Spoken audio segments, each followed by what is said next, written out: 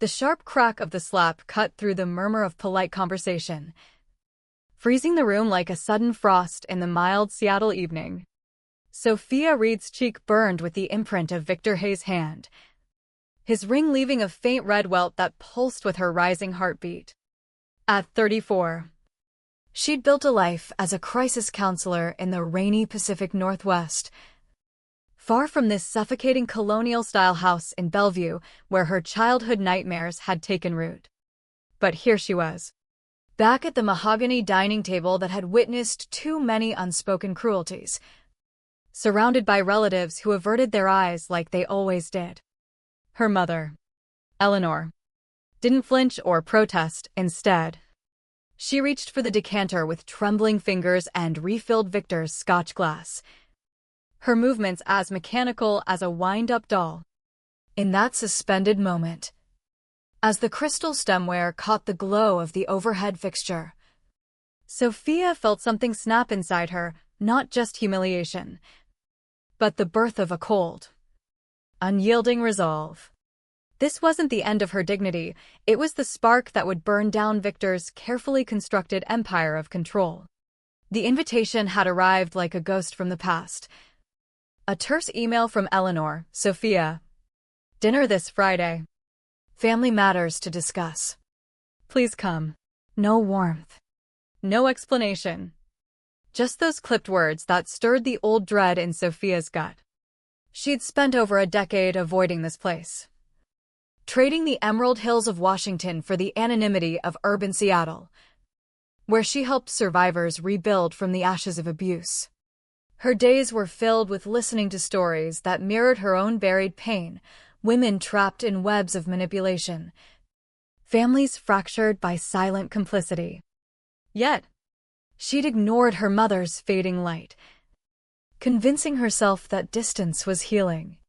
Now, stepping onto the manicured lawn under a drizzling sky, the house loomed like a judgmental sentinel, its bay windows glowing with false hospitality. Inside, nothing had changed. The same heavy drapes that blocked out the world, the same portraits of stern forebears staring down in disapproval, the same air thick with unspoken rules. Victor presided at the head of the table like a self-appointed judge, his salt and pepper hair impeccably styled, his custom suit screaming old money from his real estate conquests. He'd aged into a picture of refined power, but those steel-gray eyes still held the same predatory glint. Sophia, darling, he drawled, standing with a smile that didn't touch his soul. So good of you to grace us with your presence. Your mother's been counting the days. Sophia glanced at Eleanor, searching for any sign of truth in that claim. But her mother busied herself adjusting napkins, her once vibrant frame now frail in a dress that hung like a shroud. Aunt Lorraine pursed her lips in habitual judgment. Uncle Harlan nursed his whiskey. Lost in his own haze, the cousins fidgeted, strangers now after years of estrangement.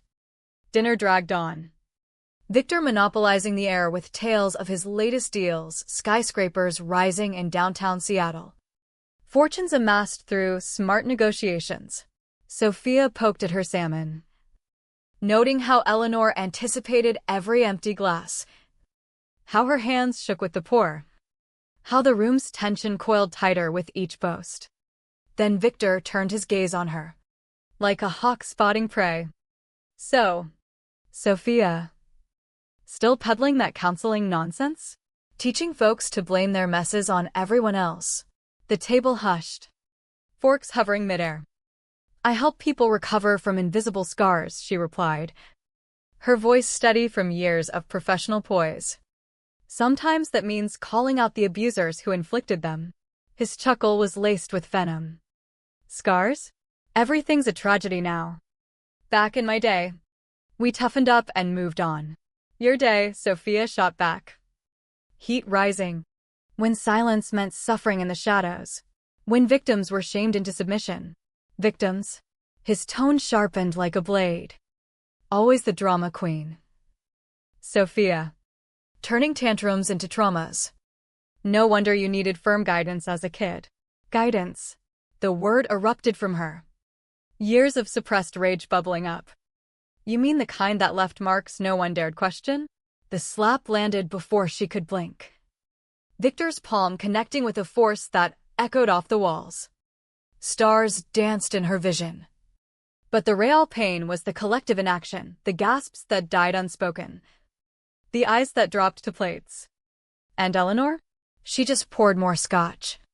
Her face a blank canvas of denial. Sophia rose slowly, her cheek throbbing. But a fiercer fire ignited in her chest, a calculated fury honed by survival. She scanned the faces, Uncle Harlan staring into his drink, Aunt Lorraine folding her napkin obsessively, the cousins mute as statues. "Thank you for the meal," she said, her tone ice-cold despite the tremor in her limbs. "I'll let myself out." Victor's voice followed her like a shadow. Running off again. Sophia? Just like that scared little girl at 20. She paused at the door. Not turning. Not running. Victor. Strategizing. The rain-slicked driveway welcomed her. The cool night air a balm on her heated skin. In her car, she dialed a number she hadn't used in ages, Nathan Brooks. Her partner of 4 years.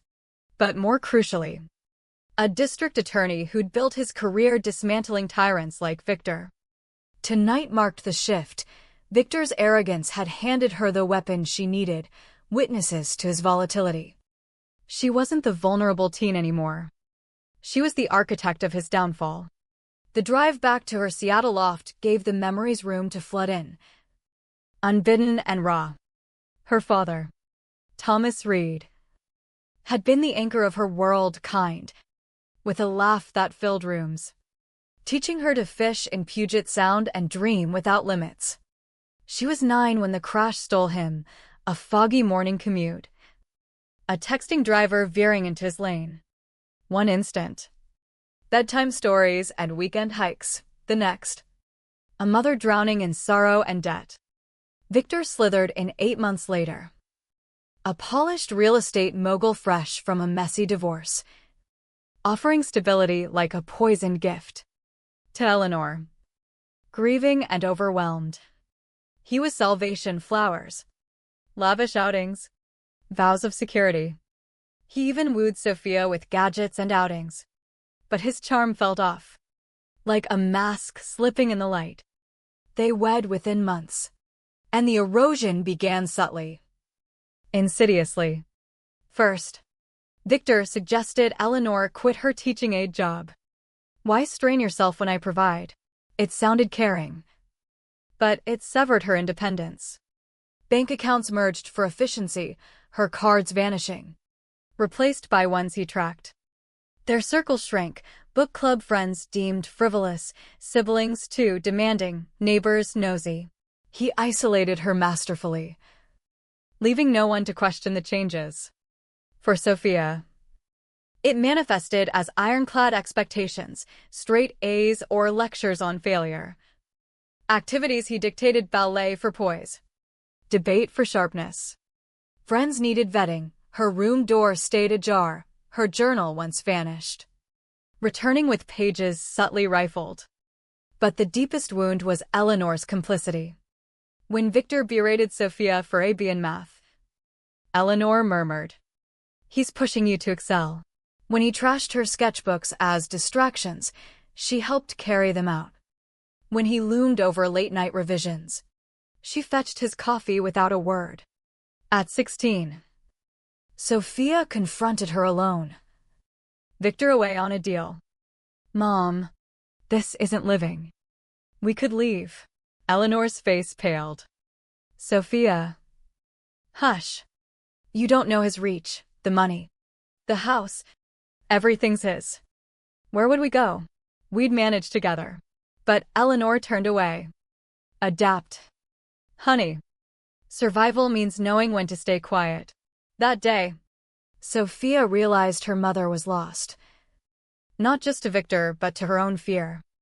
The final fracture came senior year, acceptance to UCLA on scholarship. Her escape hatch. At dinner, Victor's face twisted. California? Out of the question. You'll attend community college here. Under my watch. It's full ride. Top program in social work. Social work? Filling heads with victimhood excuses? Not under my roof. I'm not your daughter. The silence was lethal. Eleanor dropped her spoon. You're right, Victor hissed. But you eat my food. Live in my home. Obey or leave penniless. Sophia pleaded with her eyes to Eleanor, who stared down. That night, she packed essentials. $4,200 squirreled from babysitting gigs hidden in a shoebox. She slipped out pre-dawn, hitchhiking south. Fueled by terror and tenacity. Los Angeles nearly crushed her, shared bunks in hostels. Multiple jobs flipping burgers and tutoring. Grades teetering on exhaustion. But freedom tasted sweet, choices hers alone. UCLA offered more than education, her advisor. Dr. Miriam Hale. Spotted the tells, flinching at loud voices.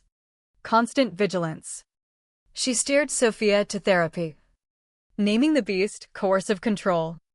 Studies became armor, every lecture on manipulation. Every case of financial abuse. Pieced her back together. Her thesis dissected economic entrapment in relationships. Drawing from shadows she kept hidden. Post-grad. Seattle called, distant yet familiar. Where she opened a counseling center in soft grays and blues. A sanctuary she'd craved. There, she met Nathan at a seminar on legal aid for survivors. His sharp mind and gentle demeanor drew her in.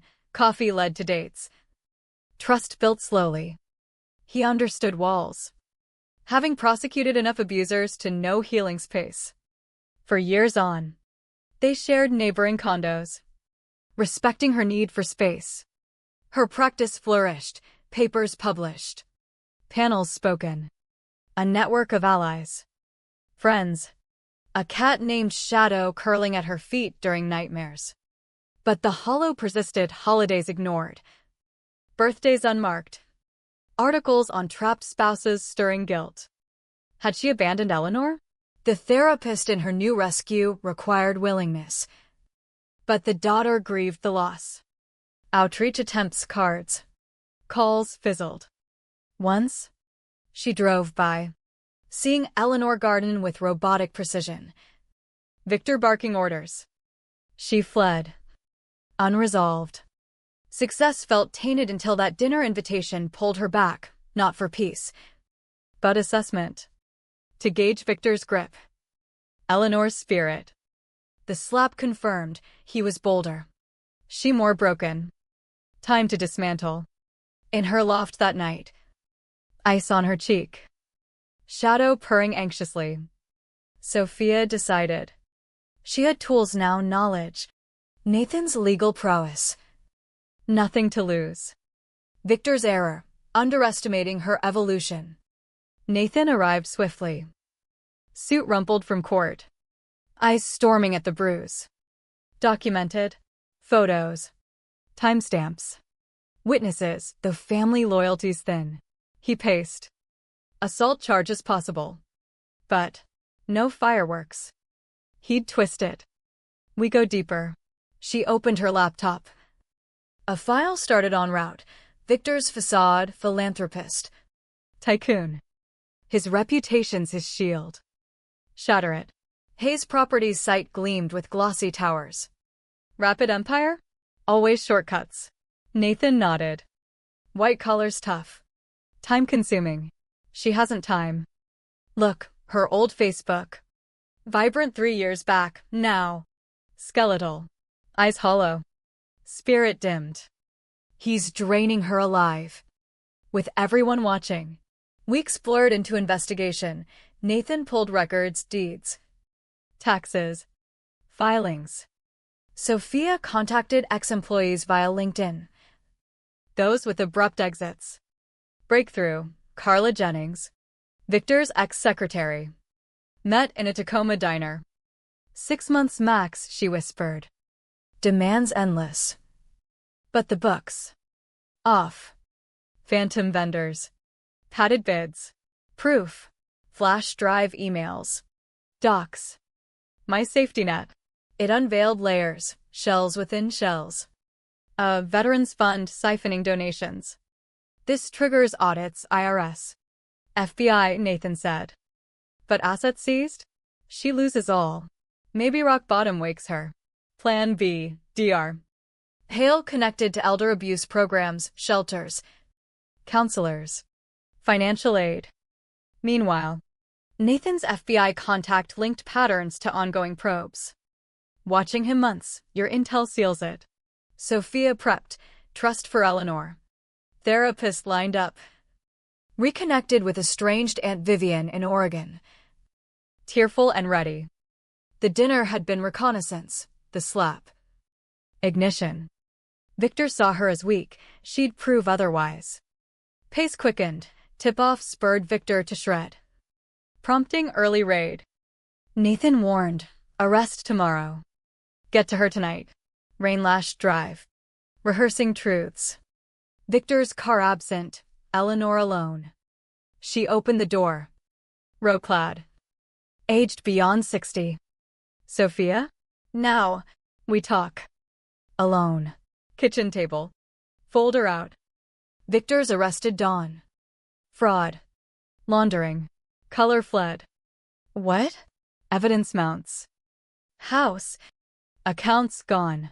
You. Orchestrated. Helped justice. She recoiled.